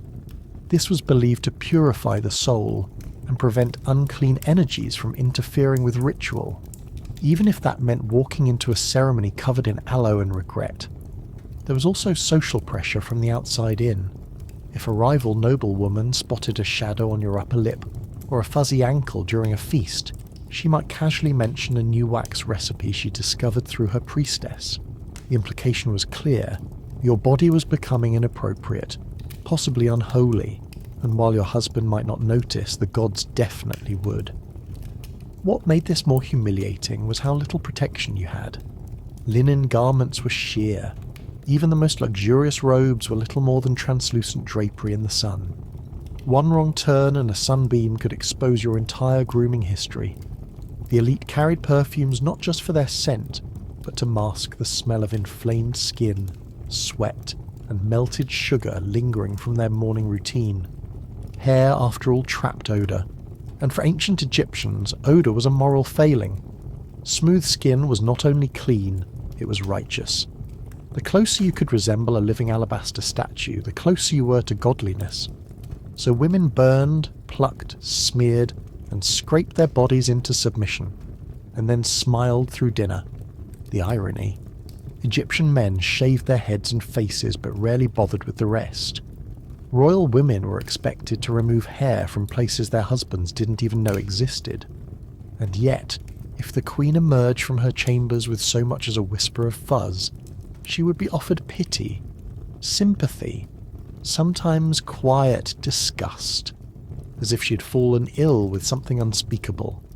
So when you sit comfortably in your modern bathroom, complaining that your razor left a scratch, just remember, somewhere deep in a Theban tomb, there lies a woman who sat on a cold stone slab while 4 strangers applied boiling citrus wax to her inner thigh, chanting about sacred geometry, and nobody thought that was unusual. Of course, the removal of hair was only the prelude, the overture, a painful exfoliating warm-up act, because once your body was stripped of anything resembling fur, it still wasn't ready to be displayed. The skin itself had to be tamed, and in the eyes of ancient Egyptian elite culture, skin was more than surface. It was political, sacred, a canvas of social status that demanded to be sanded, oiled and purified within an inch of its sanity. You could not simply emerge from your chamber with skin that was functional. It had to glow. Gleam, beam, soft light, like the sun had kissed you personally. And this meant one thing: scrubbing, aggressively, with ingredients that would not pass a single modern safety test. Begin with natron, a naturally occurring blend of sodium carbonate and baking soda found in dry lake beds. Natron was a cleansing agent, a preservative, and apparently a loofah substitute. You were expected to mix it with water or oil and rub it across the body until your skin stung slightly. That was the benchmark. Just enough irritation to know the dead cells were gone. If your skin tingled after, you had done it right. If it bled, you had done it bravely. But natron wasn't exfoliating enough for some of the more enthusiastic beauty devotees, especially the royals who had image obligations, so they added sand, literal desert sand, mixed into pastes and poultices, sometimes with a splash of fermented milk to keep it from drying out too fast. This mixture was massaged into the limbs using circular motions, performed by servants who knew exactly how hard to press before noblewomen began muttering unholy things under their breath. The ideal skin texture was impossibly smooth. Not just soft, not just clean. It needed to resemble polished limestone. And if that meant dragging crushed seashells across your collarbone to remove blemishes, so be it. Shell powder, ground by hand, was often used in facial treatments. It was mildly abrasive, which in ancient Egyptian logic meant excellent. Women applied it mixed with honey, goat's milk, or sometimes even urine to help draw out impurities. That last one wasn't a joke. Human urine, often the woman's own, was used as a kind of skin toner. The ammonia content was believed to purify and brighten the complexion. You were encouraged to collect the first urine of the morning, preferably warm, and dab it on problem areas with a linen cloth. It was considered very modern. And then there were the masks, not soothing green cucumber masks. These were masks made from powdered animal bones, malachite, pulverized barley, sour beer mash, or thick clumps of clay harvested from sacred riverbanks. The clay had to be applied quickly before it hardened into something resembling wall putty. Once it dried, it cracked loudly, often mid-conversation, and flaked off in papery sheets that left behind red streaks and a mild sense of betrayal. The process was loud, messy, unforgiving, and no part of the body was spared. Elbows, knees, underarms, even between the toes. These areas were gently exfoliated with smooth pebbles or worn-down river rocks soaked in oil. If you winced, your servant would apologize with a thicker coat of olive balm and then keep going. You couldn't complain. Exfoliation was sacred. It was how the living prepared to die beautifully. Because make no mistake, this wasn't just about beauty. These routines were modelled after mummification practices. Royal women mimicked the mortuary rituals of the dead to appear more divine in life. The idea was that smooth, purified skin echoed the eternal preservation of the gods. So when you exfoliated with natron, you weren't just scrubbing off yesterday's grime, you were rehearsing immortality. The irony was that the process was anything but gentle. Some mixtures caused rashes, others left women with raw, inflamed patches that had to be covered with powdered ochre or soot. And still they kept exfoliating. It was believed that unpolished skin trapped bad energies, created wrinkles, and encouraged the kind of spiritual decay that no eyeliner could fix. To soothe the skin after scrubbing, women often applied layers of animal fat scented with essential oils. Crocodile fat was especially prized, believed to have healing properties when mixed with incense resin. This created a barrier between the freshly sanded skin and the elements. It also left you smelling like smoked reptile stew in 100-degree heat. But that was the price of divine radiance. There was also a social hierarchy within exfoliation. Peasant women might rub themselves with handfuls of sand and call it a day. But royal women had options, imported scrubs, custom mixtures prepared by palace apothecaries, exotic abrasives shipped from Nubia or Byblos. The more painful and expensive the treatment, the more admirable the result. If you walked into a banquet glowing like a sunbeam and limping from skin irritation, you were doing it right. Men, as usual, had far fewer expectations. A pharaoh might smear himself with oil and call it exfoliation. But women were expected to glisten like divine obelisks, even if it meant tearing off 3 layers of dignity with every treatment. And if you bled slightly, well, that just meant your pores were open and receptive to the blessings of Horus. At least 2 times a week, this ritual unfolded in small bathing chambers with clay jars lined along the walls. The floors were often stained pinkish red from repeated scrubbings. The servants who performed the exfoliation wore thick aprons to protect themselves from splatter. It wasn't a spa experience. It was an endurance trial with the vague promise of spiritual reward. And still, it was never enough. You could emerge hairless, scraped, polished, and anointed in sacred fat, and still someone would comment on your texture, or whisper that your elbows looked like they had survived a sandstorm. There were no compliments, only warnings. Maintain the illusion or risk being seen as decaying. The line between a living goddess and a soon-to-be mummy was thinner than your remaining skin, So next time you reach for a gentle exfoliating glove in your temperature-controlled bathroom, consider this. Somewhere in the desert heat, a woman once sat covered in crocodile fat and barley grit, grinding her own bones into powder to chase an impossible standard of eternal beauty. And nobody offered her moisturiser. If you enjoy listening to the historical suffering of people who definitely didn't have mouthwash, let me know in the comments which video you want me to torture you with next. Medieval nuns? Roman public toilets? Victorian toothpaste made of burnt bones? I'm all ears. And hey, if this episode didn't make you flee the room with a toothbrush and a sense of existential dread, you might actually enjoy my other videos too. Go ahead and check them out. I promise they're equally revolting in entirely new ways.